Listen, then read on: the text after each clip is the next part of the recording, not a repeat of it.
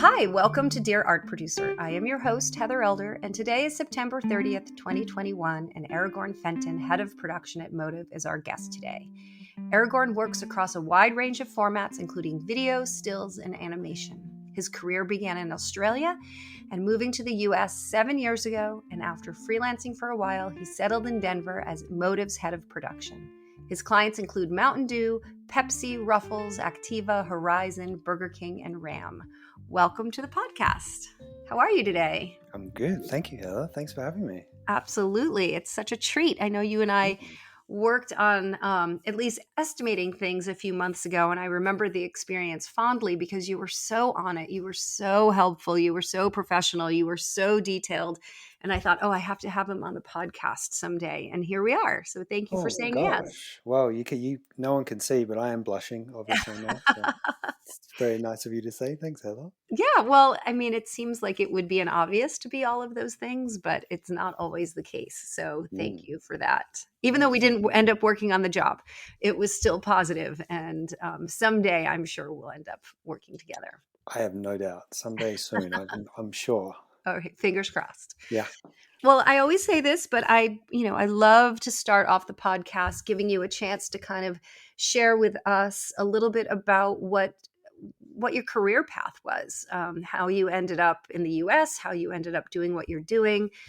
I always find that our listeners think that's interesting. So if you could start there, that would be great. Yeah. I mean, I think we all took a fairly circuitous route. And yeah, I just kind of took a wrong turn somewhere, and here I am now. I like that. I'm going to use that. a different turn, maybe. My education was in journalism. Well, it actually started in psychology. Quickly realized I didn't like that, then switched over to journalism. And during that process, I realized that the grand old days of reportage are over, and journalism is very formulaic these days. Well, maybe not forever, but for a little while we're under very kind of concentrated media ownership.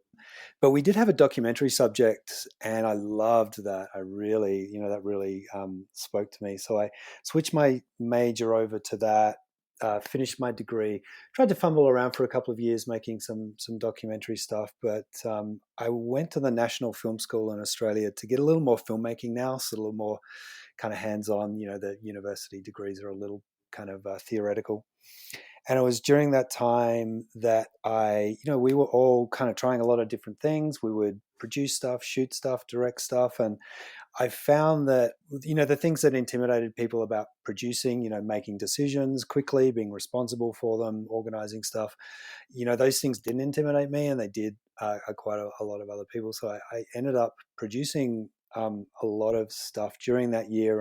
And I really kind of put myself out there. I just moved to a new city, so I knew to go to film school, I knew I needed to make a bunch of new contacts. So I did a lot of free work during that year and the first half of the year after. And one of the production companies I was helping out as a PA first, and then a second AD, and then a first AD, and then a assistant producer. And I think I went in to give them some equipment back that I borrowed from them, and they were crazy busy, and someone turned around and said, "Can you go to Canberra tomorrow?" And if anyone's ever been to Canberra in Australia, you'd probably say no to that. But it was for a job, and so I did that. And it's just like anything in this, in any industry really, you get an opportunity and you do it, and you do it as well as you can. It wasn't a particularly difficult job, but and then it just kind of built. And 2 years later, I was still at that production company and was full time. And I don't know if there was an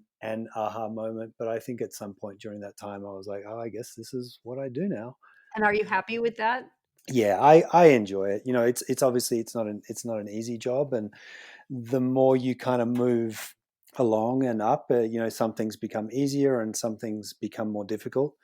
But essentially, yeah, I enjoy the production side of it very much. Yeah. And what are you known for on your team? I'm probably known for being a straight shooter, for better or for worse. Mm-hmm. Yeah, it's a little culturally different here, and I've been in the US for almost 7 years now, but it's still, in life and work life and advertising life, even more so, Australians tend to be a little more straightforward, a little more to the point, a little kind of rougher around the edges with communication. It tends to be a lot more sugar coated here.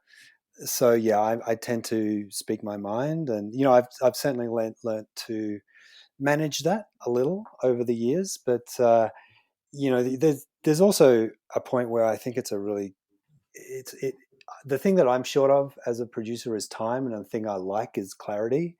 And I think that I really enjoy working with other people who are really straightforward in a similar way because it saves time and I have more clarity. And Oh my gosh, that's so refreshing to hear. I feel like things have gotten so out of control lately.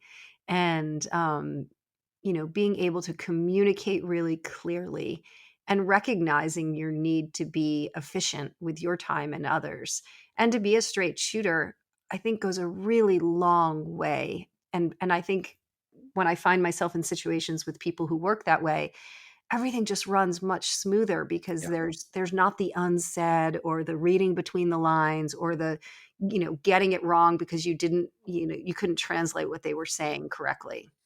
yeah, it's taking a lot of the guesswork out, and there really is a lot of guesswork. And I find most clients, as much as a lot of people in agencies are very nervous of their clients. Clients also like to be treated like people and told things straight.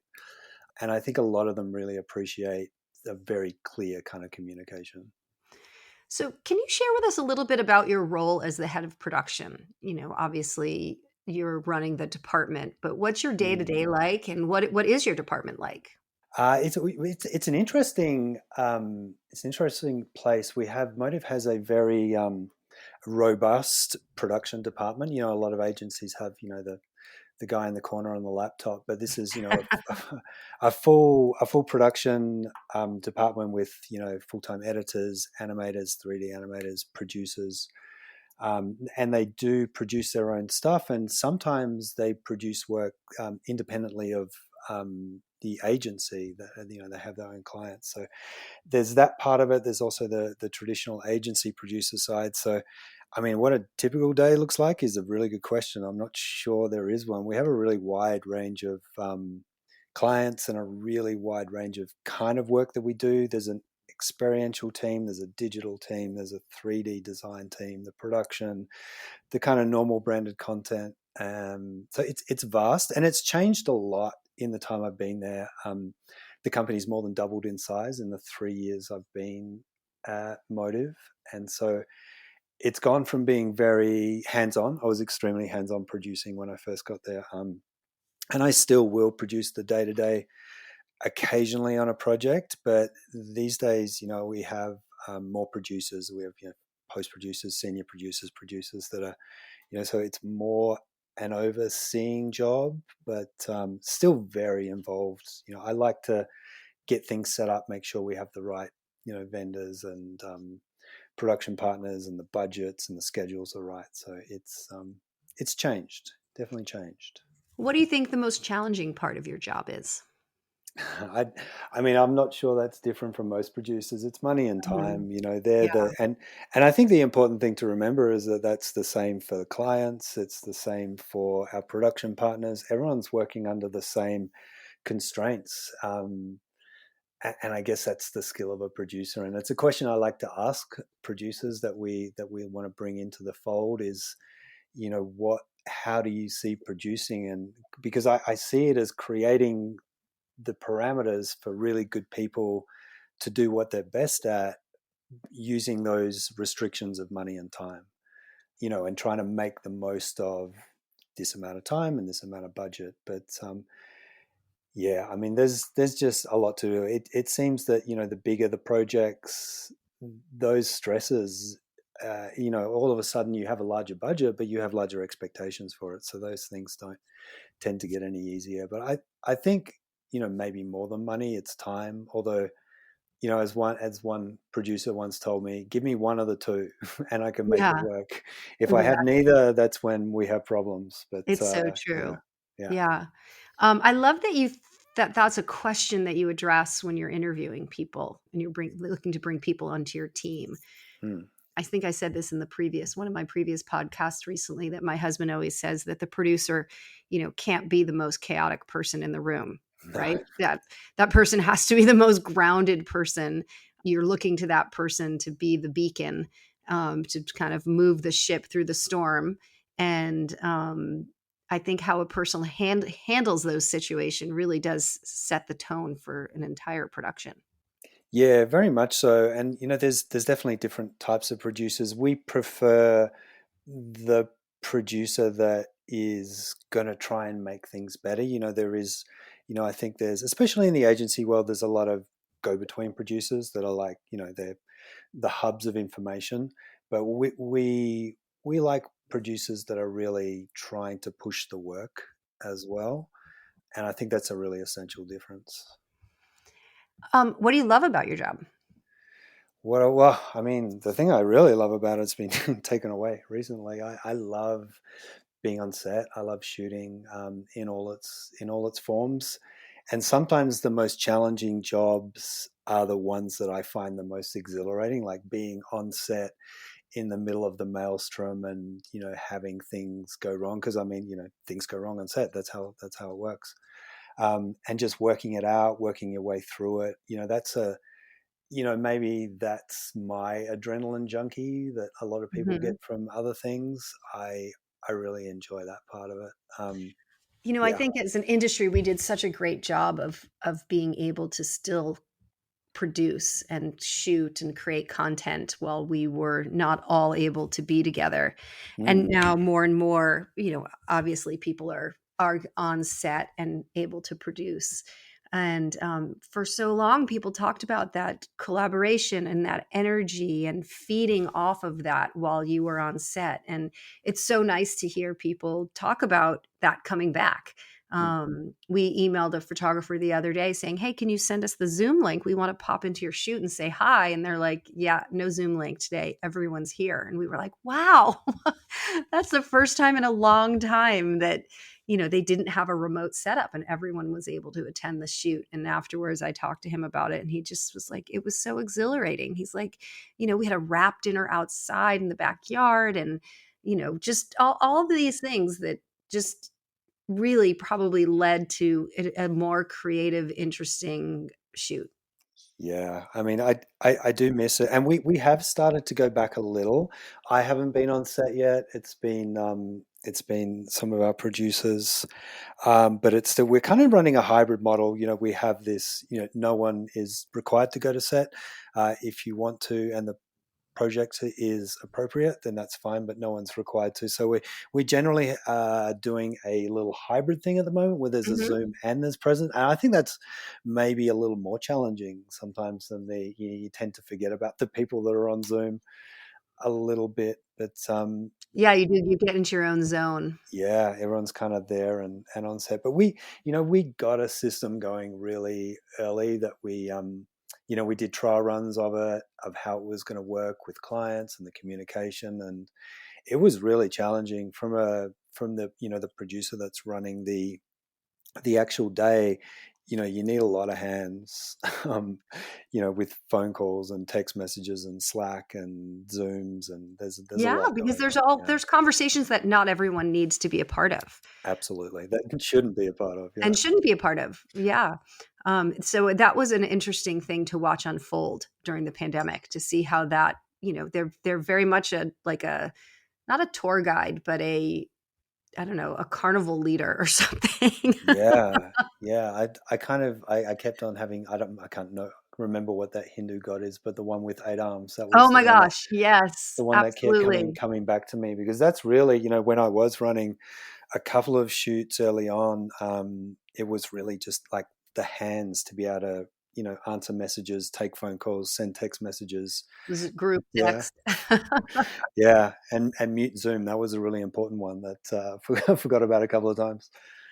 Well, what are your clients asking of you right now? What sort of things are you producing for them? And Yeah, funnily, not a lot changed. I think things dropped off for us for, less than a month. It was really only a couple of weeks when, the very, very start of the COVID pandemic.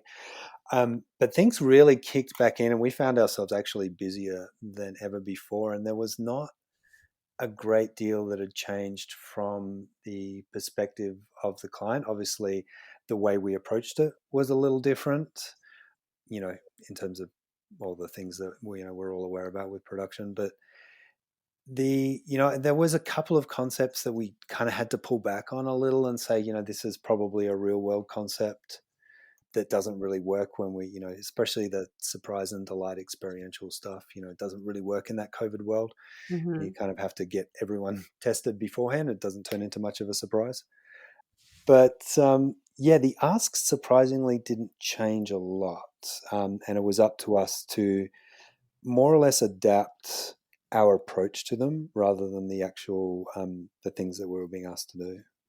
Do you find that it's harder or easier to get an estimate approved right now?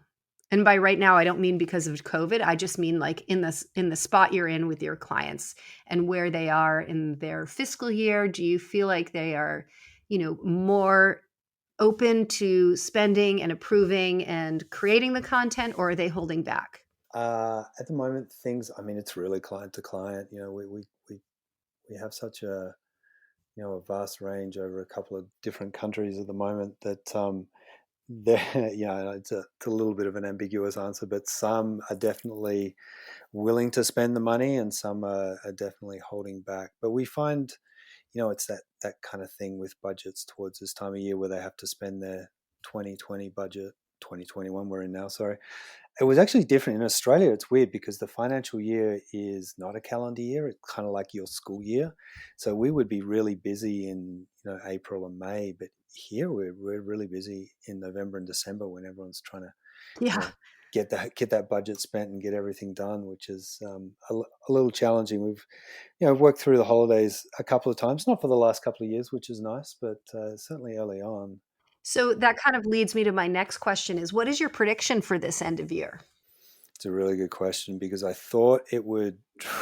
Really thought it would drop off a little last year when there was this the small lull, and then there was a bit of a rush when advertisers hadn't been advertising a lot and they'd been holding onto their money, and then it was kind of a bit of a rush. And I thought things would quieten down a little bit before Christmas. It was probably the busiest time I've experienced in my career was last, probably October to February. So this year, I'm reticent to make that same prediction. I think most of the big things that we would be doing would probably be on my radar by now, I would hope, by the end of the year. But I'm expecting a lot of little things to come through. Not little things, but not your multi-million dollar productions. Yeah. I'm hoping that we know about them at the moment.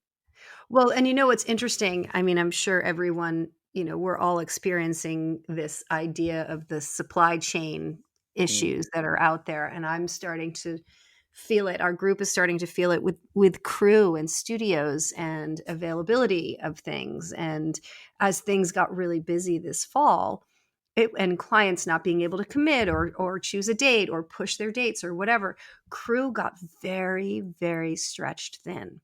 And I'm really interested to see what's going to happen between now and the end of the year because there's always that crunch, right? It's got to get done before the end of the year. So there's no pushing it into January. It has to get done. So, where will we, who are going to be the people that can manage ahead of time enough so that you can reserve the best crew or the crew that Yeah, you want. Not that all that, obviously there's a lot of amazing, talented people out there that are incredibly capable, but you have a well-oiled machine as a photography or, directing studio, and you have people that you want to work with, and you don't always want to try someone new, especially for a new client. So I would raise my hand to everyone listening out there and say, plan as far in advance as you can. And when you are told you need to get this approved, otherwise we're going to lose the crew, it's not as easy as like, oh, we'll find another stylist. It's getting tough out there for that. absolutely. Yeah, I mean, it did get difficult towards the end of last year, and we've certainly seen a lot more directors passing on things because I'm assuming they have a lot of work. But the one thing that I kind of likened it to, say, you go into a smaller center, let's just say Charlotte, for example, where there is some really good, there's great crew there, but it falls away pretty quickly because of the population size there. And if there's two big productions shooting at the same time, you need to confirm yours first before they get taken by the other production. And I felt that LA was becoming like Charlotte at the end of last year, where like you just had to confirm or there was not going to be anyone left. Mm-hmm. Yeah. Yeah. And that's a thing that's happening in lots of markets: LA, Chicago, San Francisco. I'm hearing it in New York. So it's interesting. I think just planning in advance for this upcoming, end of year, I think is going to be really important. Yeah. And we did try and stress to our clients that things will take longer under current protocols, which are still in place really for Hmm. production. Yeah. That we can't, we just can't do those rush things where, that we have to redo creative or something happens and all of a sudden we have 1 week to do pre-production that, normally, everyone can have a crazy week and not sleep much and we'll get there. Right. It's just not, it's just, it's to the point now where we just can't do it. The practicalities of all the processes we need to go through to make sure everyone's safe and all the correct protocols are being done is just not, we just can't do it. Well, and we've all worked on shoots where we have wanted to say yes, so we have. Yeah. And we've done so with not enough budget, or changes that we, raised our hand but we weren't listened to, or Yeah. tighter timelines than we've wanted, because we just wanted to be, everyone's expectations were set and everyone said they understood, but the reality of working under those kind of timelines without the adequate budget or the adequate crew really just makes for a situation that no one's happy with in the end.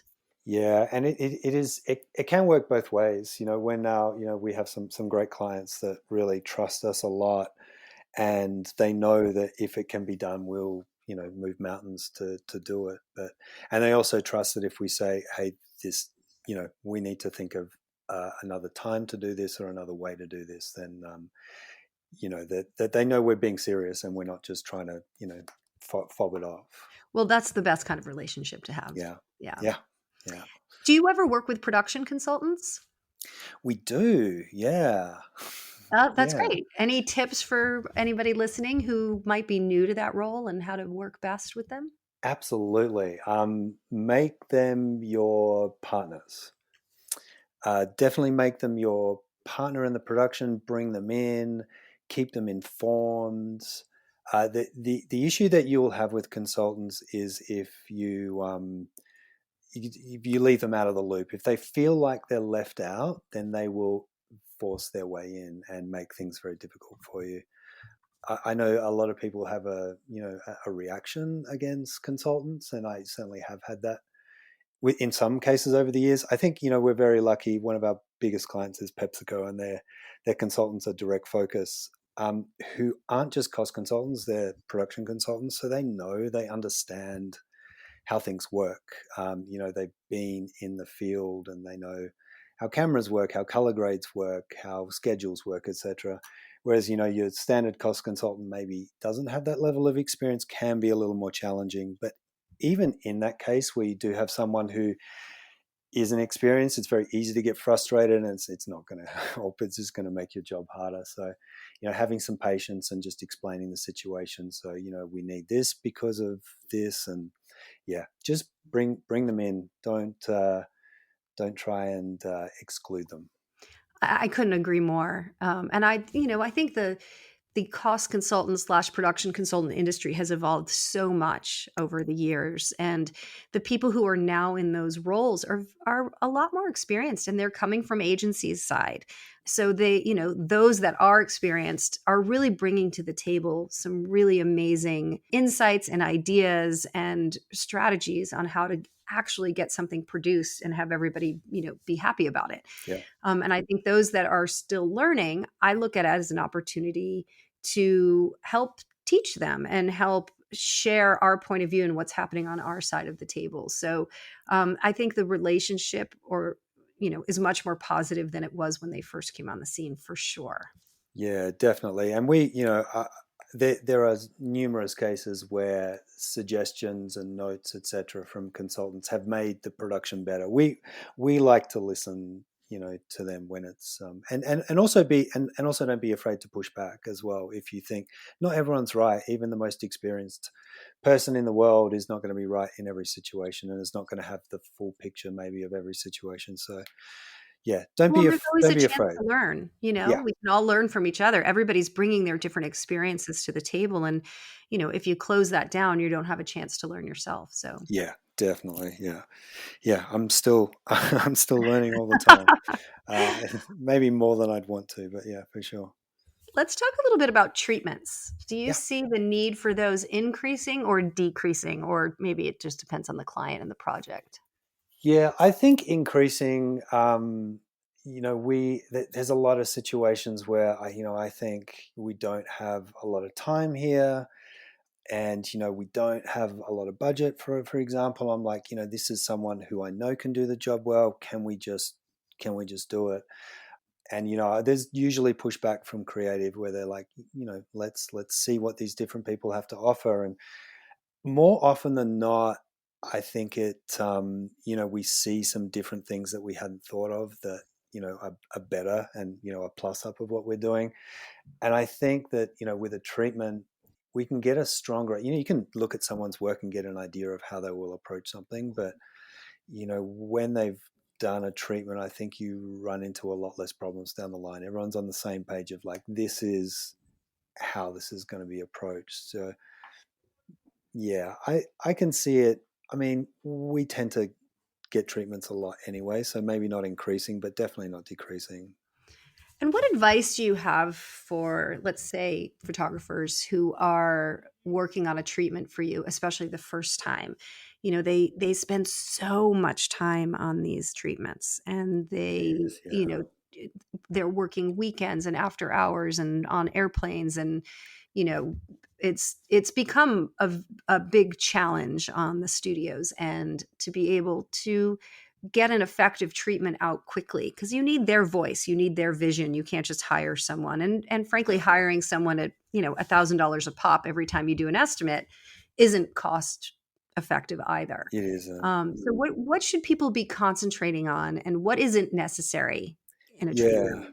I mean, there's a few things there. I mean, I think it's a big problem for to be honest, that the amount of stuff we're asking people to do basically for free to to do this. And there was there's a directing group that we work with a bit. They work a lot in South America, and they're trying to get a system going where the winning bid pays the two losing bids a portion of their production fee, and not a huge Oh, proportion, but enough to cover their costs, yeah. because it's a big time commitment. It can be a big cost commitment, and people at this, I mean, people at any level, but people at this level should be paid for their time.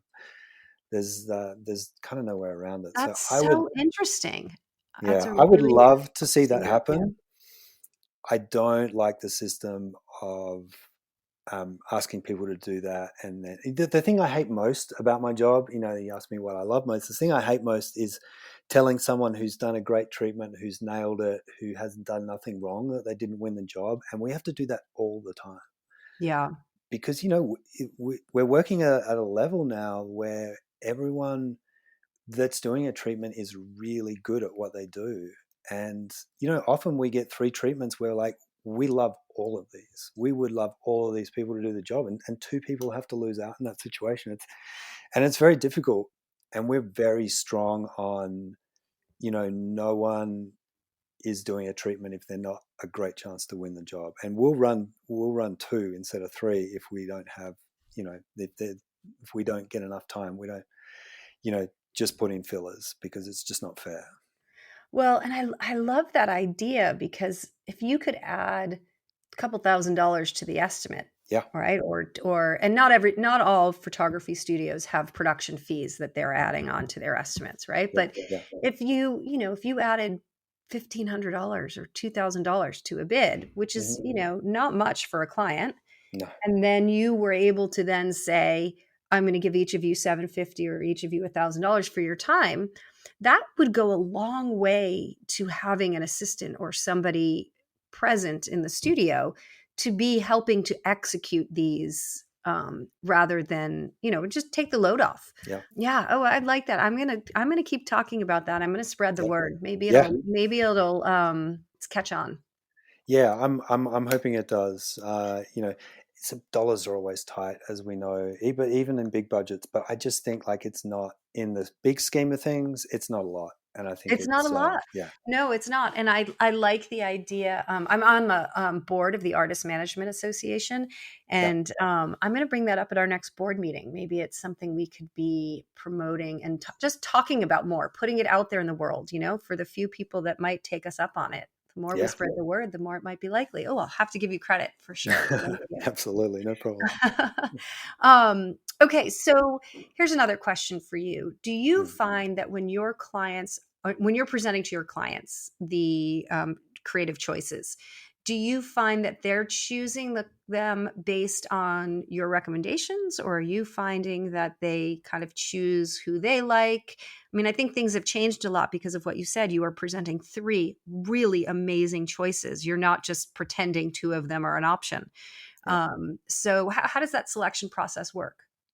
Yeah, it would still be very unusual for a client to go against our recommendation, which is good. I think that means that the client is, doing their job and understanding that, they're paying us to be the experts and this is our expert opinion. And we tend to present our recommended, but still send them all the treatments. So they can look through, and often they'll often comment on, I really liked this person, but I understand where you're coming from. And we would very rarely get it. Would maybe talent is the one that we would get, a celebrity talent that may have a little bit of a weigh in on Mhm. director more than client, I'd say. Well, that's great. That's really refreshing to hear. There's so many times we joke now that when we're the recommend, we're like, no, no, no, don't tell us. We don't want to know that we're the recommend. It becomes a bit of a curse because you hear, oh, the client actually really liked this person, and Oh, they that's saw the interesting. exact thing in their treatment that they wanted, and the conversation moved away from you this time, and you're just like, oh no, don't tell me that. That is interesting. No, we definitely don't come I across think it it's a lot, very but agency dependent. yeah, I think it's like you said, you have strong relationships with your clients. You're very creatively driven, and it's unusual when your clients are going in a different direction. So, yeah. We also have lead creatives that are really good at presenting oh, that directors' makes a huge treatments. difference. It's funny. Yeah, they really know how to sell it. One even does voices, like the Oh, voices of the characters. It's kind of that's funny. great. Yeah. Now, is there anything you feel like clients or agencies need to be better educated about in terms of the review process? And, conversely, anything about, reps or photographers that you think we should understand better? There's a lot of things I think everyone can be better at, understanding both sides. I think, it's interesting. I've been a production company producer for many years, and I've kind of been an agency producer, and then I've been kind of both at the same time as well. So it's interesting to have that perspective. What do you think about this one for a second? I think it's a big question. Yeah, I think from the production side, I think the understanding that the and most production companies are great, directors, photographers, etc. are good, but there's occasionally, there's this, sometimes it takes on a world of its own, and there's sometimes people forget that while where the clients might not know production as well as we do, they know their brand really Mhm. well, and they deserve a voice, and they deserve time to think about things, and time to be able to say no to things that they don't think. And if there's a really good reason why why we should be doing that, we'll push that. But I think there can be a lack of understanding, even on the agency side, but especially on the production side, that the clients know their brand.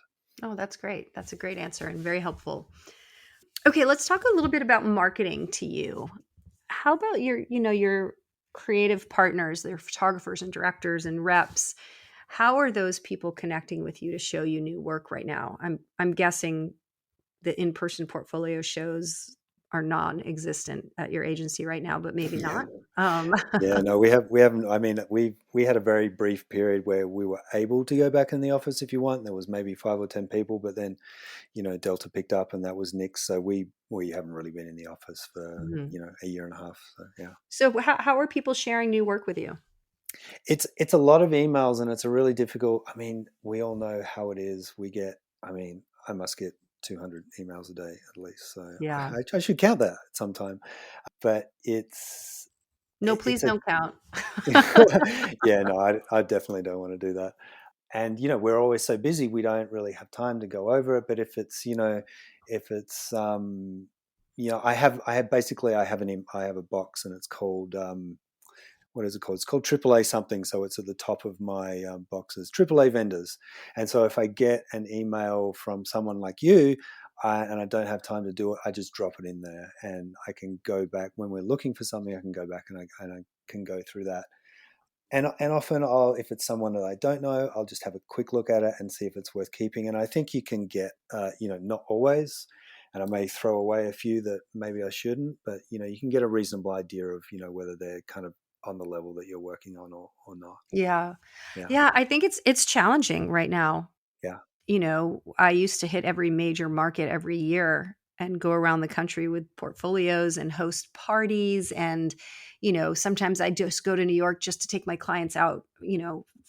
I'd spend a week just taking them out, thanking them for, mm, being such great clients. And, all of that doesn't exist. And it really has been boiling down to a very strong digital strategy.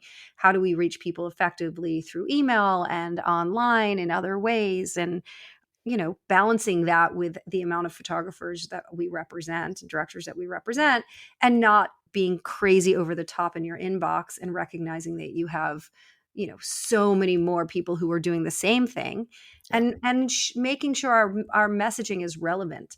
And it's hard. It's really, really hard.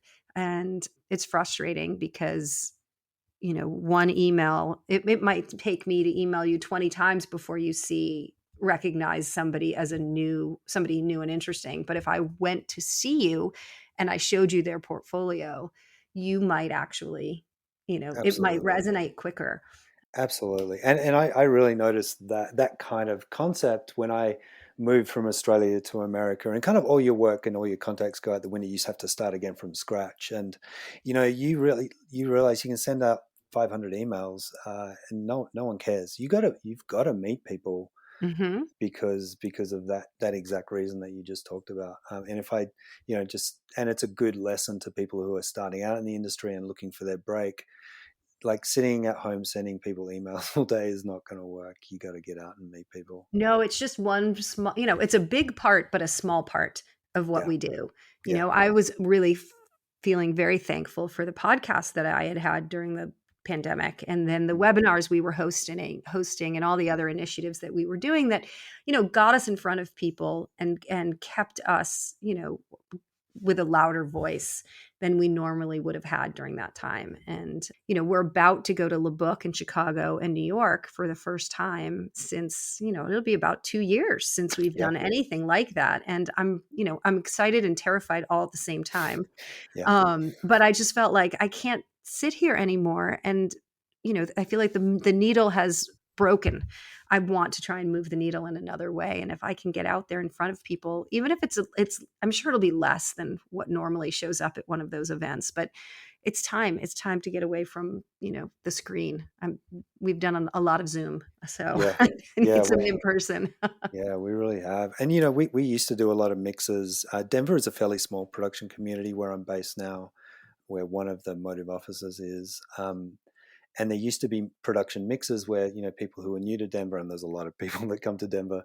Um, and it was really great to be able to meet people. There's a new DP in town, there's a new photographer in town, there's a new producer in town. And yeah, you're right. Like actually, like having a conversation face to face with someone, and sharing a beer is it's infinitely more valuable than sending And someone an especially email. now. Yeah, Especially now. yeah. Are you doing individual Zoom like portfolio presentations with rep agencies, or are you doing individual Zooms with photographers, or you're like, I keep hearing how obviously Zoom fatigue is real, but there's not time in the day for one more of those. Yeah, there's really not. I mean, I got to a point where I was blocking out my calendar from 5:30 to 6:30, just so I could start work because Yeah. the whole day was on Zoom. Hmm. And it was kind of getting crazy. I mean, we're certainly not opposed to it, and we have done one or two, but like that's one or two in a really long time, and it's it is that Zoom fatigue and the fact that things are really busy right now. Yeah. And I think, part of the value of a rep having gone around the country with portfolios is that I would show up at your doorstep. You'd, put me in a conference room for an hour and people can come in and see a lot of people all at once. Yeah, Right. So now we don't have that. So I may be reaching out to you to do like group Zoom portfolios, which, are somewhat valuable. I think their value has greatly diminished over the pandemic. But imagine now hearing from all 14 of my photographers, plus all of another rep's photographers and another one's. Like, there's no way you would have time to do all of those individual meetings. It's just yeah, not possible. yeah. It's challenging, but yeah, I'm not sure what the solution is, unfortunately. Yeah, no, I Mm, don't either. But I yeah, I like that I can get out there and go do these events now. So we'll yeah. see. Talk to me in a couple weeks. Hopefully my mask works and my vaccine works too. Yeah, yeah, definitely grateful for that. It feels like, I mean, it definitely feels like a turn. I know that, Delta is still alive and there's still a lot of cases, but the fact that most of the country has had the opportunity to be vaccinated, I Mhm. feel like, maybe we're not too far away. I hope so. I Yeah. hope so. Well, before we wrap up, I always like to ask the same two questions. Mm. I'm curious what your favorite thing to do is on a Sunday, and if you weren't a producer, what would you be? Yeah. Well, favorite thing, it's actually maybe more favorite thing to do on a Saturday now that football season started, Oh, because I have strangely been converted to this bizarre game that I first watched when I got here and did not know what was going on and why there was so many commercial that's so breaks. great. But I've kind of got to really like it over the years. But being in Denver, it's really like, this is, it's a good city, Denver, but it's a fairly normal city, except it also has the Rocky Mountains on the doorstep, and Yeah, it's one of the greatest mountain ranges in the world, and I can drive there in minutes. So the weekends, whether it's summer or winter or whatever season, it's just getting into those amazing mountains and hiking or snowboarding or that's awesome. doing something or other, especially when we had to have this very interior life at the moment and there's a lot of screens. And I Yeah, mean, that just being like in air, in nature, it's such a tonic. I think it's really important, and I'm just feel extremely lucky to be in this city where like that's right there for me. that's great. And how about if you weren't producing, what would you be doing? Good question. Probably directing documentaries like I was supposed to do when I went to film Oh, school. that's great. That's Maybe great. In the I mountains? Yeah, in the mountains. I mean, I really love documentary as a form, and I actually think that there's a good that potentially advertising is going to move, and it is moving in the direction of real stories and real people's stories, and I would like to see a world where that becomes the basis of it's without product inserted every 5 seconds and close-ups and stuff, but where brands use their now required social voice, which they're really required to have with the advent of social media that's so strong now, and they can use that for to tell some of the great stories in the world, and to push some great social justice causes. It's so And true. yeah, and maybe we can bring documentary and advertising into a better space, and then I'll be really happy. Oh, I like that. Yeah, All right, and then I'll represent you. fantastic. I love that. Let's do that. Okay, that's great. All right. Well, this has been fantastic. It has been really a stellar interview. I've learned so much, and there's so many really wonderful insights that you've provided to our listeners. So I want to say thank you. And I Thank want to you. wish you a really, really fruitful, positive, not too busy, but busy end of the year. Yeah, And absolutely. I really appreciated your time. So thank you for coming on. Thanks so much, Heather. I had a really good time. It was a great chat. Always good to Awesome. talk. Have a good afternoon. Wonderful. Thanks, Heather. Bye now.